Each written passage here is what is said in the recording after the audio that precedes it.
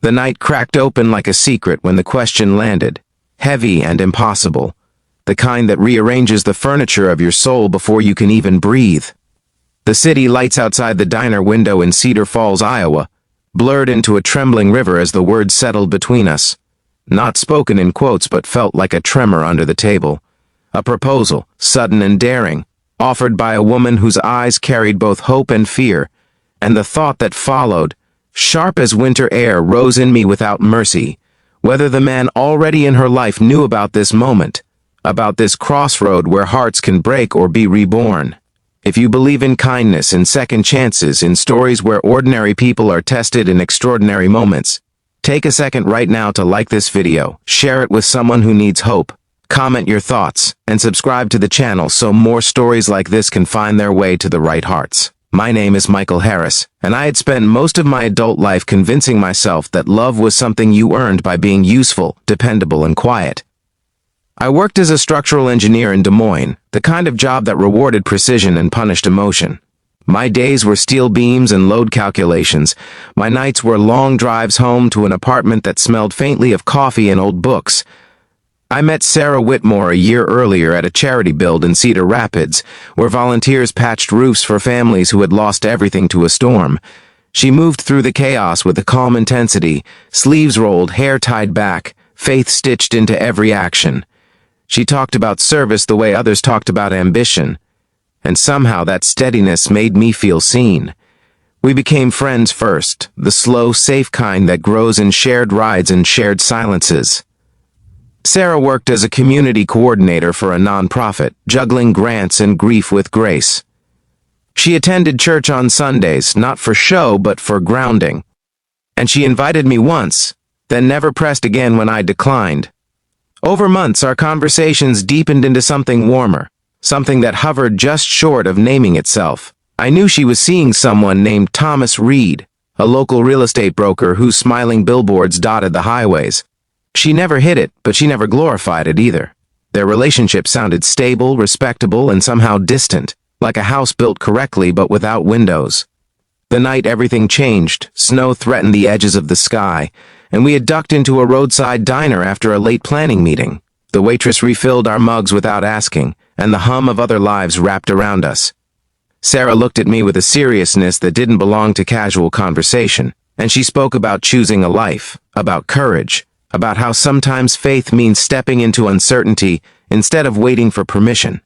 Then came the question, the one that carried a future inside it, the one that asked whether I would say yes if she dared to ask for forever. My mind raced not toward romance, but toward responsibility. I thought of Thomas, of promises already made or implied, of the unseen lines that bind people long before rings appear. I felt the weight of being a good man pressed down on my chest, the kind my father taught me to be, the kind who does not win by someone else's loss. The words that left me were not cruel, but they were cautious, asking whether the other man knew about this moment, about this question, about the way her hand trembled as she waited. Sarah's face fell into a quiet honesty. She admitted that Thomas knew she was unhappy but did not know about the depth of her doubt. She had tried to talk, to bridge the growing silence, but comfort had replaced connection. She felt chosen for convenience, not for her soul. She did not want to betray anyone, but she also did not want to betray herself. Hearing this did not make the choice easier. It made it heavier, because now love was not a simple prize but a moral landscape with cliffs on every side. We left the diner without resolution, the snow finally beginning to fall, soft and relentless. For days after, I wrestled with my conscience. I prayed in my own awkward way, sitting on the edge of my bed, asking for clarity I wasn't sure I deserved. I imagined a future with Sarah, one built on honesty and shared purpose, and then imagined the cost of beginning that future with unresolved ties. I returned to work distracted, measuring beams while my heart measured integrity.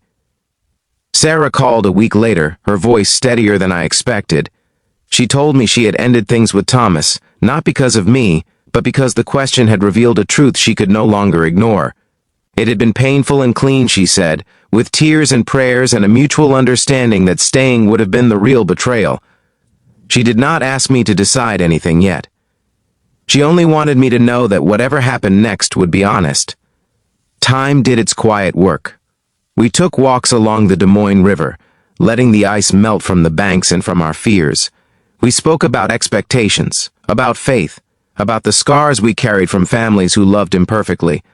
I learned that Sarah had grown up in a small town in Missouri, the daughter of a pastor who taught her that love without truth is just noise. She learned that I had lost my mother young and built walls out of responsibility.